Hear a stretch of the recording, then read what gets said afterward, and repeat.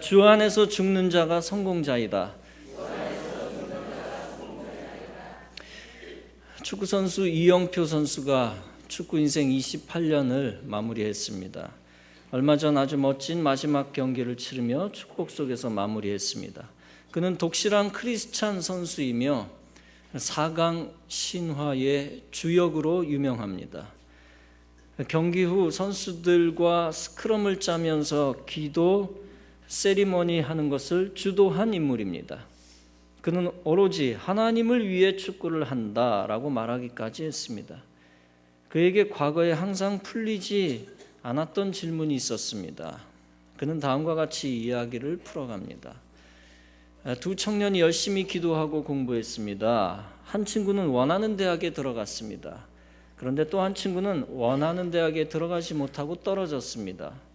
한 학생은 하나님의 은혜로 합격했어요 라고 말했습니다.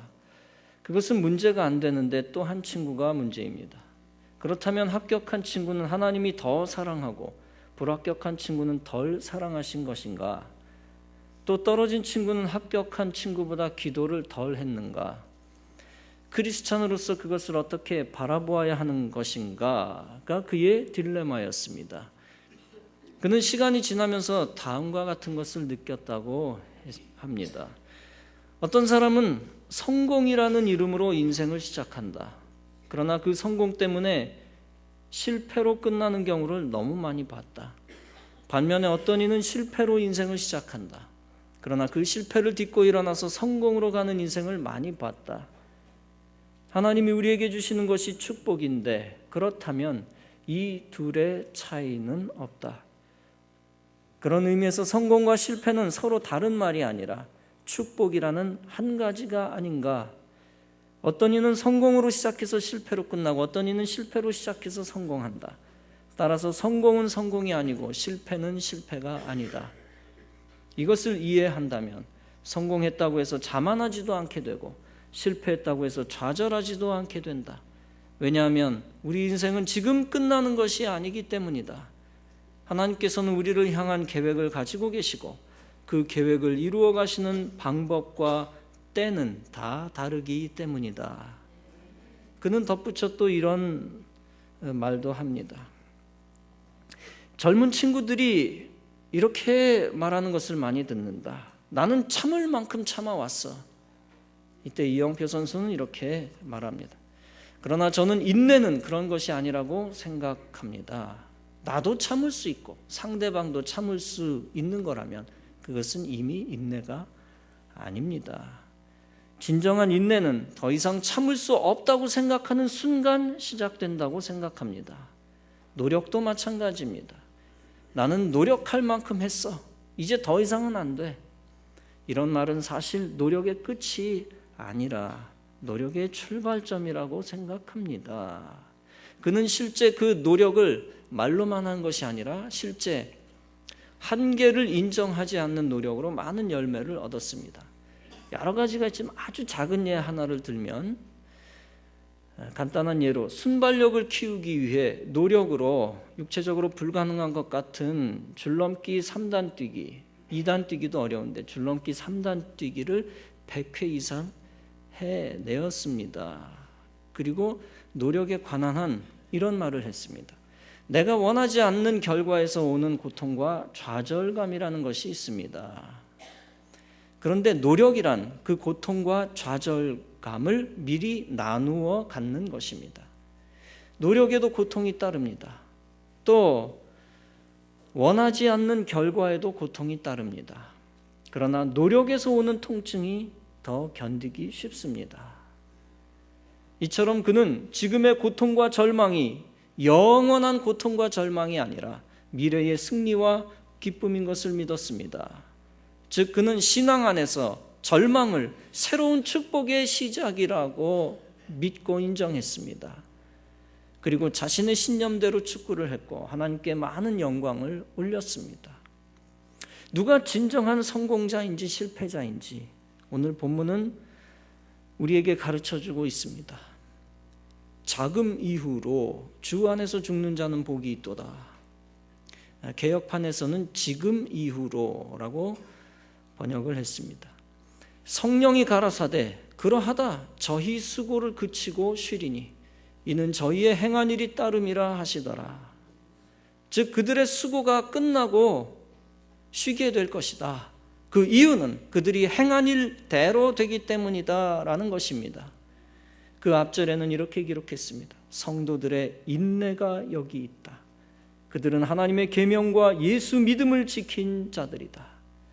또 그 앞절을 잠깐 살펴보면 이렇게 기록했습니다. 그 고난의 연기가 세세토록 올라가리로다. 짐승과 그의 우상에게 경배하고 그 이름의 표를 받는 자는 누구든지 밤낮 쉼을 얻지 못하리라. 이것은 우상숭배의 형벌, 불신앙의 형벌을 의미합니다. 하나님을 모르고 하나님을 거부하고 진리를 지키지 않는 자들은 영적인 고난의 형벌을 받는다는 것입니다. 구체적으로는 짐승과 우상 숭배하는 자와 우상의 이름표를 받는 자입니다. 이름표에 대한 해석은 다양한데 이름표를 받는다는 것은 마지막 종말의 때에 신앙을 버린 자를 의미합니다. 그러면서 강조한 말씀은 바로 주 안에서 죽는 자는 복이 있다라는 것입니다. 여러분, 같은 죽음이라도 축복의 죽음이 있고 불행한 죽음이 있다는 말씀입니다. 같은 죽음이라도 그 질과 양의 차이는 엄청납니다. 주님 밖에서 죽는 죽음은 복이 없는 죽음입니다. 주님 밖에서 죽는 죽음은 헛되고 비극적인 죽음입니다. 다시 말해서 주님 밖에서 살다가 마무리하는 인생은 불행한 인생이라는 것입니다. 주님 밖에서 성공한 것은 성공이라고 할 수 없습니다. 세상에 많은 사람들이 주님 밖에서 살다가 죽음을 맞이하고 있습니다. 주님 밖에서 부귀영화를 누리다가 주님 품 밖에서 죽음을 당합니다. 다시 말해서 하나님 모르고 살거나 하나님을 거부하며 세상에서 살다 죽는 것입니다. 교회에 속하지 않고 예배에 속하지 않고 세상의 모임에만 속한 것입니다. 주님 밖에 있다 보니까 주님의 것을 얻을 수 없고 세상의 것만 추구하며 삽니다. 세상의 쾌락과 세상의 기쁨만 추구하며 삽니다. 술과 담배와 도박과 마약과 음란을 추구하는 것이 다 세상의 것을 추구하는 것입니다. 말씀을 모르고 죄가 죄인 줄 모르고 더 많은 죄를 지으며 삽니다. 하나님 없이 세상의 지식이 진리인 줄 알고 교과서만 믿으며 삽니다. 그래서 터무니없는 진화론을 믿으며 삽니다. 하나님 없이 인본주의만 신봉하면서 사람의 생각만을 진리로 믿고 사는 것입니다. 그래서 동성애가 죄가 아니다라고 착각하며 삽니다. 하나님 없이도 인간의 도덕만 지키면 온전한 인생이라고 착각하면서 삽니다. 혹은 세상에서 높이 올라가고 인기만 얻으면 성공한 인생이라고 착각하며 삽니다. 이 모든 것은 세상을 사랑하는 것으로서 하나님 밖에서 살다가 죽는 모습입니다. 그런데 이렇게 주님 밖에서 세상 안에서 살다 죽으면 그 길은 멸망의 길입니다. 마귀 안에서 살다 죽는 삶이요 지옥을 향한 삶입니다. 성공한 것 같아도 성공한 삶이 아닙니다. 행복한 것 같아도 행복한 삶이 아닙니다. 왜냐하면 그 끝이 좋지 않기 때문입니다. 진정한 끝은 어디입니까? 이 땅 위에서의 삶이 아닙니다. 진정한 끝은 죽음 너머의 세계입니다. 인간이 죽고 난 이후 하나님의 심판이 기다리고 있습니다. 만약 주님 밖에서 살다가 죽으면 지옥에 가게 되니 가장 나쁜 결과를 얻게 되는 것입니다. 세상에서의 부귀 영화와 즐거움이 다 헛된 것이 되고 마는 것입니다. 반면에 주님 안에서 살다가 주님 안에서 죽으면 가장 복 있는 사람입니다. 주 안에서 죽는 자들은 그들의 수고를 그치고 쉬게 될 것이다 라고 했습니다. 주님 안에서 안식을 얻으며 주님 안에서 영생한다는 뜻입니다. 주님의 품속에서 의미 있는 삶을 살다가 천국에 가게 되니 가장 복 있는 사람입니다. 비록 세상에서 가난하고 병들었어도 천국에 가게 되니 모든 것을 얻는 자가 되는 것입니다.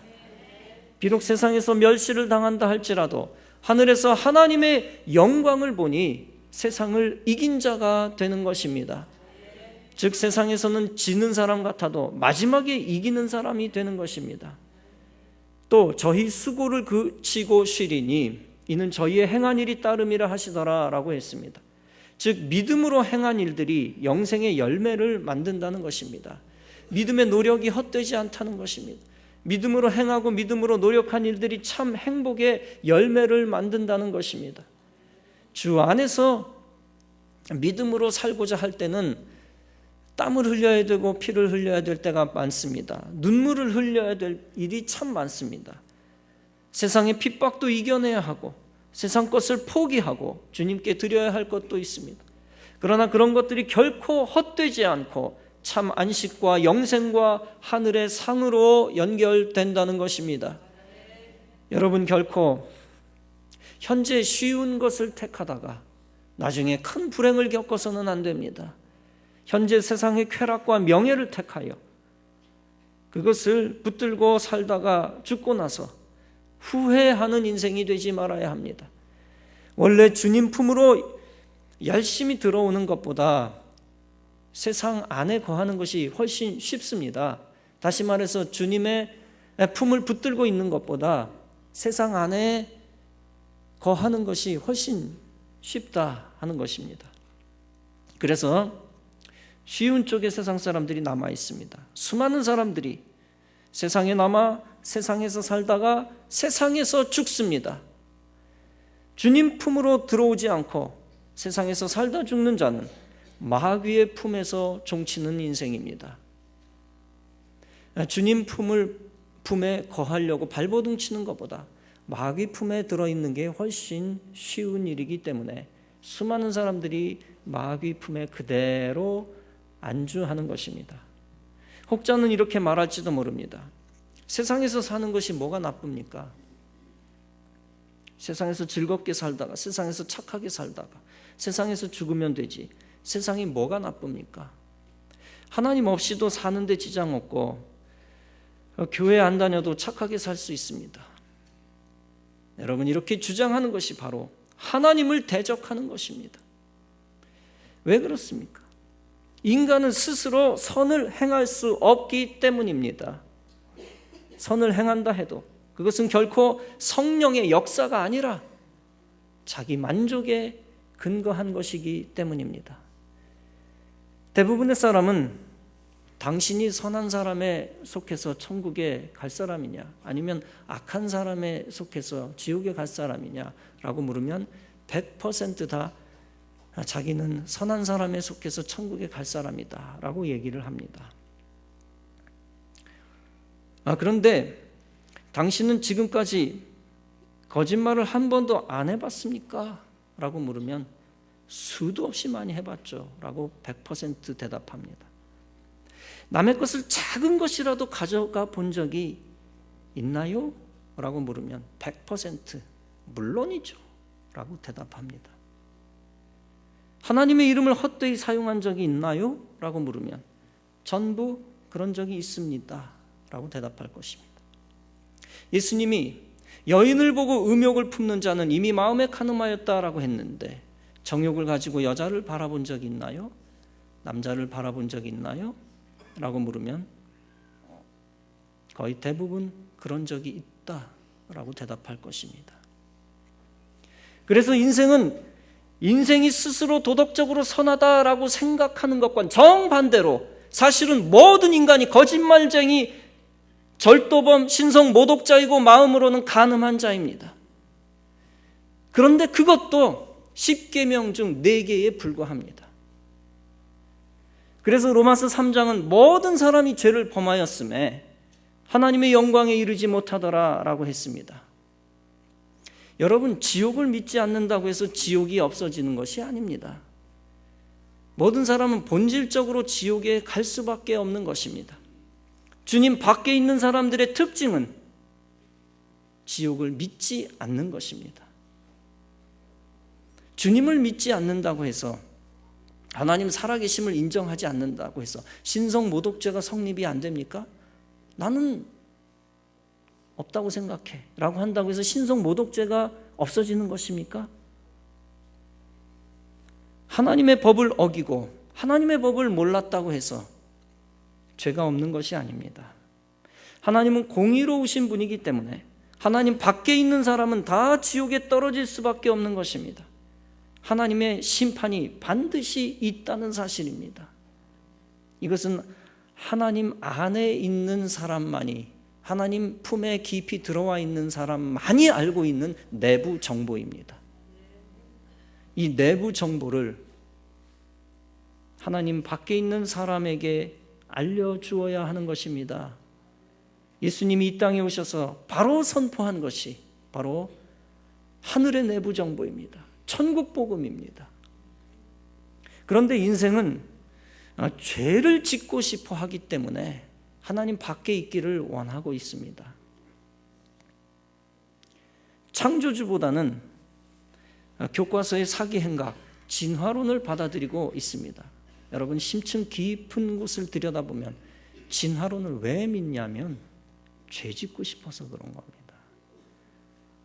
육체가 끝나면 모든 것이 끝난다고 믿고 싶기 때문입니다. 하나님의 절대적인 도덕을 믿지 않고, 그것을 믿고 싶지 않고 인간이 자유를 누리고 싶기 때문입니다. 모든 사람은 우주에 절대적인 법이 있다는 것을 무의식적으로라도 알고 있습니다. 절대법이 있다는 것을 알고 있습니다. 그런데 일부러 거부합니다.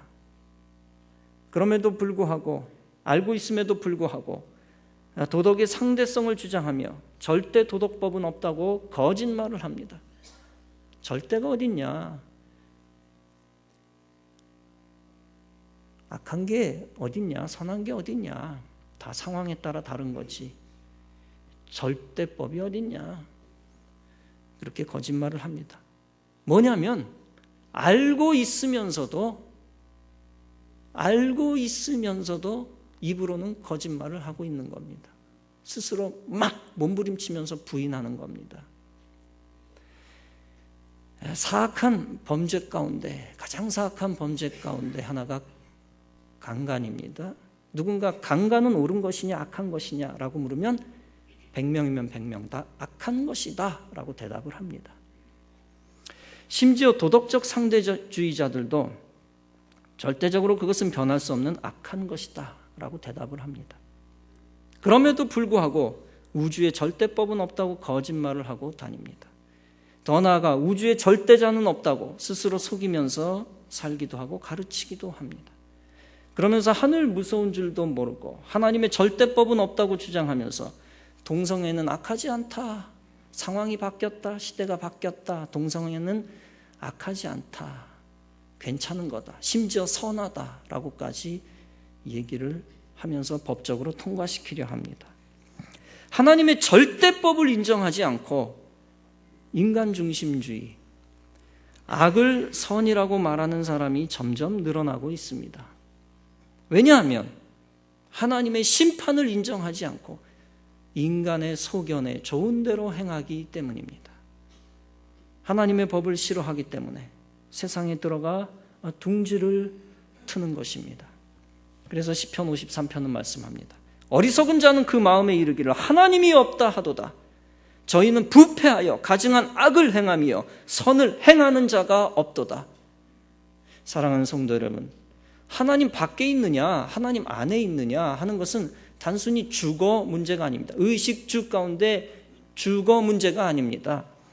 내가 서울에 살건 경기도에서 살건 그것은 내 자유입니다. 누가 뭐라 그럽니까? 심지어 내가 케냐나 우간다에 가서 살겠다 하면 가족들은 울면서 뜯어 말리겠지만 그것도 내 자유입니다. 그러나 하나님 안에 있느냐 하나님 밖에 있느냐 하는 것은 삶과 죽음의 문제입니다. 단순히 육신 덩어리가 사느냐 죽느냐의 문제가 아닙니다. 그것은 영적 생명이 사느냐 죽느냐의 문제입니다. 주소를 잘 정해야 됩니다. 따라서 영적 거주에 있어서 자유를 주어서는 안 됩니다. 세상에 거하는 것은 마귀의 맨션에 거하는 것과 같습니다. 하나님 나라와 세상 나라 사이에서 중간지대는 없습니다. 반드시 주님 안으로 강제 이주시켜야 하는 것입니다. 하나님은 천국 모형으로서 교회를 주셨습니다. 이 땅은 불완전합니다. 이 땅에 발붙이고 있는 모든 것은 다 불완전하고 연약합니다. 그럼에도 불구하고 하나님은 교회를 천국의 모형으로 주셨습니다. 불완전하지만, 그러므로 교회에 속하지 않은 자는 주님 밖에 있는 자입니다. 예배에 속하지 않는 자, 신앙 공동체에 속하지 않는 자는 주님 밖에 있는 자입니다. 그런 자는 반드시 주님 안에 둥지를 틀어, 주소를 정하고 둥지를 틀어 생명을 지켜야 합니다. 그래서 주님도 말씀합니다. 강권하여 데려다가 내 집을 채우라. 권유한 것이 아니죠. 기왕이면 이리 들어와서 살지 않겠습니까? 권유가 아니에요. 강권하여 데려다가 내 집을 채워라. 살고 죽는 문제이기 때문입니다. 여러분, 전도가 무엇입니까? 전도는 바로 마귀의 땅에 있는 자들을 강제로 주님의 땅으로 이주시키는 것입니다. 복음을 전하여 교회 안에 들어오게 하는 것입니다. 그렇게 해야 합니다. 주 안에서 살다가 주 안에서 죽게 해야 합니다. 주님 밖에 있는 사람은 가치관이 뒤틀린 사람입니다. 주님 밖에 있는 사람들은 인간 안에 영혼이 있는 것을 알면서도 거부합니다. 여러분, 이게 놀라운 딜레마입니다. 영혼을 안 믿는다고 얘기하는 사람, 영혼 안 믿는 줄 아십니까? 알고 있습니다. 그런데도 영혼 따위는 안 믿어 라고 얘기하는 거예요. 놀라운 딜레마입니다. 그래서 육체만을 위해, 가치 없는 것을 위해 살고 영혼을 위한 가치를 거부합니다. 그런 자는 심지어 영혼 구원의 가치는 고사하고 인간 가치까지도 망가뜨려 가기 시작합니다. 인간의 가치까지 우습게 여깁니다. 무신론자에게 질문을 합니다. 만약 당신은 애지중지하는 사랑하는 애완견과 아주 귀여운 애완견과 10년 동안 데리고 산 애완견, 버릴 수 없는 거죠. 얼마나 사랑스럽습니까? 옆집 이웃과 둘이 똑같이 물에 빠졌다면 누구를 구하시겠습니까? 라고 물을 때 무신론자의 본질은 고민하다가 애완견을 구하겠습니다 라고 대답을 합니다. 그건 사실입니다. 사람이 하나님의 형상대로 지음받은 영적인 존재임을 인정하지 않기 때문입니다. 그래서 하나님 밖에 있는 사람은 도덕적인 사람인 것 같아도 결국에는 하나님의 뜻을 실행할 수 없는 사람입니다. 인본주의자들은 하나님 일단 제끼고 사람을 중시 여기는데 결국에는 하나님의 뜻을 거스리다 보니까 나중에는 인본주의자가 어떻게 되는지 아십니까? 사람의 가치도 말살해버립니다. 그래서 디모데전서 6장은 말씀합니다. 예수 그리스도의 말씀과 경건에 관한 교훈에 창념치 아니하면 마음이 부패하여지고 진리를 잃어버려 경건을 이익의 재료로 생각하는 자들의 다툼이 일어나느니라. 사랑하는 성도 여러분, 여러분들은 목숨을 걸고 하나님의 나라와 교회와 예배에 속한 자가 되시기를 바랍니다. 그런 자를 하나님은 이 땅에서도 영광스러운 존재로 만들어 주실 것입니다. 그리고 인생의 마지막을 아름답게 해 주실 것이고 죽음 이후에 영광의 나라에서 영원한 행복을 누리게 될 것입니다. 나중이 결과가 중요한 것입니다. 그러므로 여러분들은 절대 마귀에게 속아 세상에 안주하거나 교회 밖에서 주님 밖으로 나가는 일이 있지 말 것입니다. 세상에서 성공했다고 착각할 것이 아니라 주님 안에서 주님 주시는 성공을 누리고 최후의 승리하시기를 바랍니다. 또한 주님 안에서 주님이 가장 좋아하는 복음을 전하며 사시기를 바랍니다. 그래서 교회 밖에서 마귀 안에서 둥지를 틀고 살다가 죽어가는 영혼들을 교회 안에서 살다 죽는 인생, 주님 안에서 살다 죽는 인생으로 바꾸어 주시기를 바랍니다. 그러면 전도의 행한 일이 따르고 전도의 행한 일이 축복의 열매로 나타나고 전도자는 하늘에서 큰 자 되어질 것입니다.